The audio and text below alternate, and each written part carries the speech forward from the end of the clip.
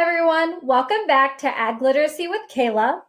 This week's book is All in Just One Cookie by Susan E. Goodman, illustrated by Timothy Bush. So before we get started, I just want to say that this book has a lot of extra commentary and fun facts about some of the ingredients that go into making a chocolate chip cookie.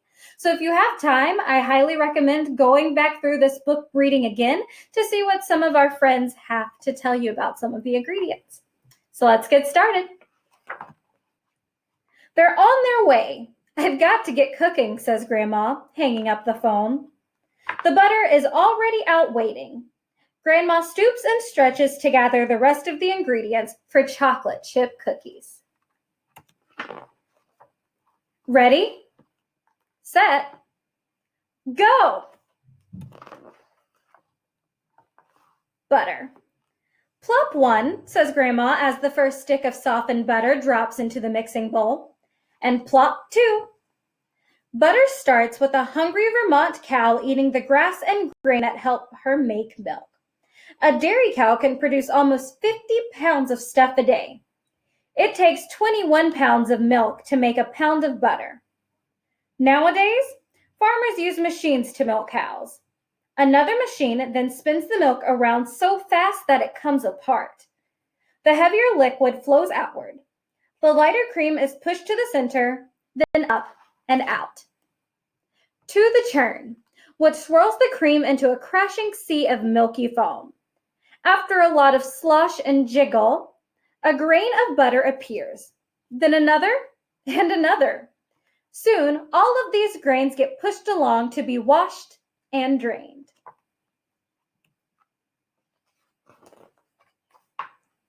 Sugar. Grandma pours in 3/4 of a cup of white sugar.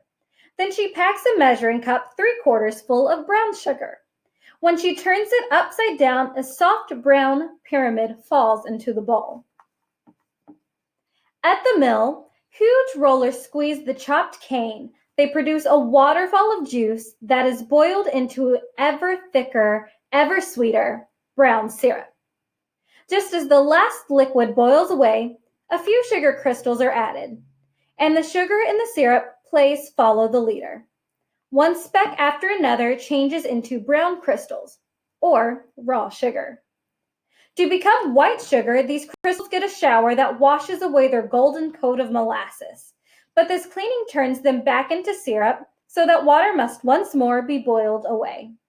Again, added sugar crystals help the rest grow into crystals.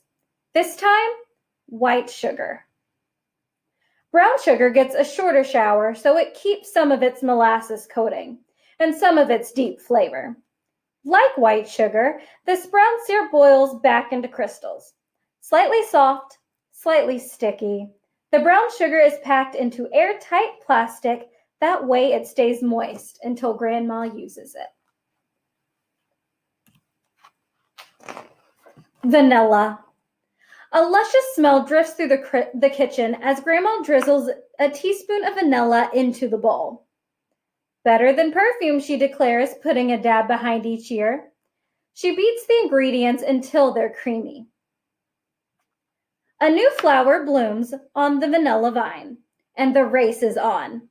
This tiny orchard stays open for less than a day and must be pollinated to produce its seeds. Farmers could transplant vanilla vines to Madagascar, but not the little Mexican bees that visit each flower and spread its pollen. So farmers do the job themselves. The seed pods grow longer and longer.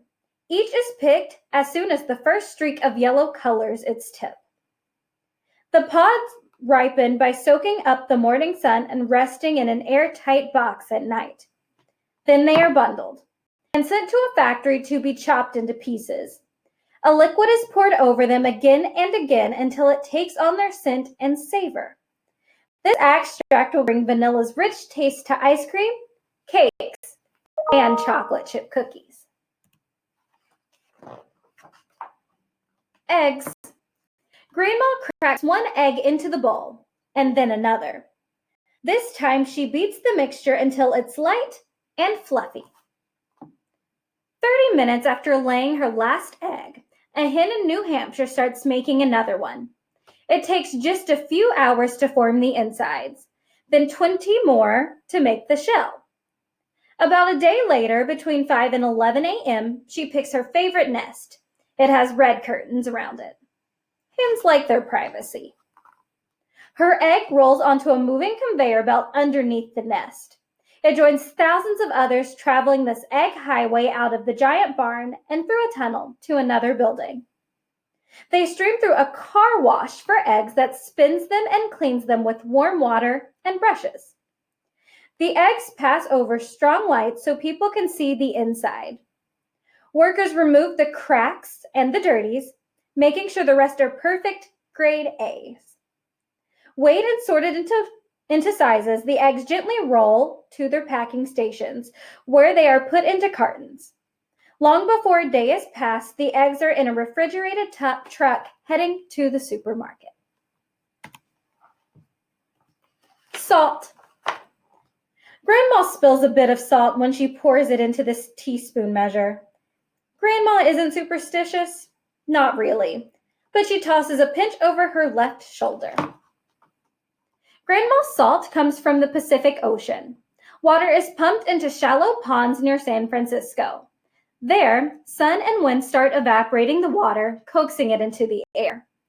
As the remaining water gets saltier, it's pumped into other ponds. Little creatures living in them turn the ponds into a rainbow of low-salt greens, saltier oranges, and saltiest scarlets. Eventually, the water contains as much salt as it can hold. When more water evaporates, the extra salt is forced to leave and drops to the bottom of the pond as solid crystals. At the end of the season, before winter rains reclaim the salt, farmers scrape up their harvest. At the factory, the salt is washed with water so salty the crystals can't dissolve into it. This time, a machine evaporates the extra water away, sifting sorts of crystals into different sizes, including one for the salt shakers and chocolate chip cookies. Baking soda. Grandma scrapes a knife over the top of a measuring spoon so she can add a level teaspoon of baking soda. 50 million years ago, a huge lake sparkled in streamy sunshine. Over time, its water dried up. Layers of rock and dirt covered the lake bed. Today, the spot is a desert in Wyoming. Deep in the ground, miners used huge machines with twirling spikes to break into walls of trona and mineral the lake left behind.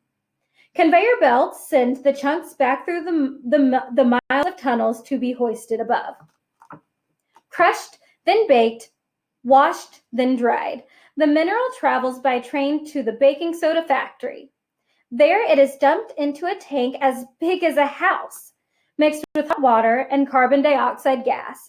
And poof, chemical magic creates baking soda crystals. Once dried, the baking soda is boxed and ready to be measured, teaspoon by teaspoon into chocolate chip cookies. Without it, Grandma's cookie would be pale and heavy. Flour. Next comes the flour, 2 1/4 cups. Grandma adds and blends, making sure each speck of white disappears into the mix. When the last of the flour hits the whirling beaters, a cloud puffs out of the bowl. It used to take farmers in Kansas a day to harvest an acre of wheat by hand. Now, a combine gobbles 2 acres worth every hour. It cuts the wheat and separates out the seeds or kernels and pours them into a truck driving alongside. At the mill, flour making begins by cleaning these kernels. Millers vacuum them and pass them over magnets to remove dirt, straw, stones, and bits of metal. Toothy rollers crush the kernels just enough to crack their outside covers and grind part of what's within. Jiggled through a stack of sifters, only the finest powder can make it to the bottom. The miller will grind the remaining chunks to make other types of flours. But this first, purest flour is what goes into Grandma's chocolate chip cookies.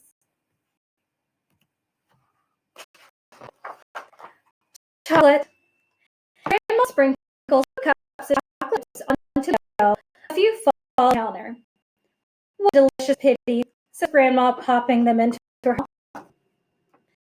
Around the world, in West Africa, Indonesia, Ecuador, and Dominican Republic, the cocoa trees grow to the size of footballs. Right, workers split them open. The beans inside are colored brown and taste bitter, not sweet at all. To an American factory where the beans are roasted luscious brown. A machine cracks open and get meat or nibs to crush into thick paste. Then press and push all the liquid out of the dough, and the remaining cakes of cocoa powder resemble the wheels of a railroad train. These wheels squeeze through giant rollers mixed with cocoa butter, sugar, and vanilla. Then another machine makes chocolate for hours, even days, until it is exactly right.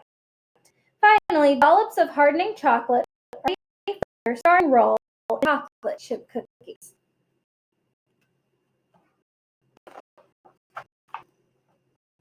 Baking. Methods line each cookie sheet.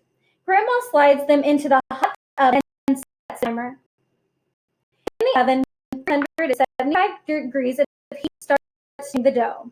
The butter and sugar melt quickly, and the mounds begin to spread. But they're rising too. Air trapped inside the eggs were beaten swells in the hot oven. Bubbles from the baking and steam from melting butter lift the dough some more. The mounds rise and spread, but not for long. The heat is also cooking the eggs flour. They started the mounds into their full shape.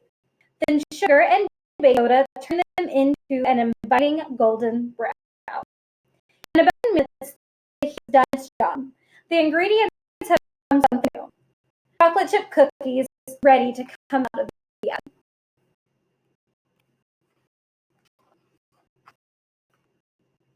A world of ingredients has gone into Grandma's cookies.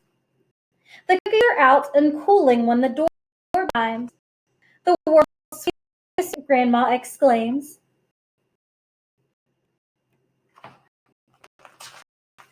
What?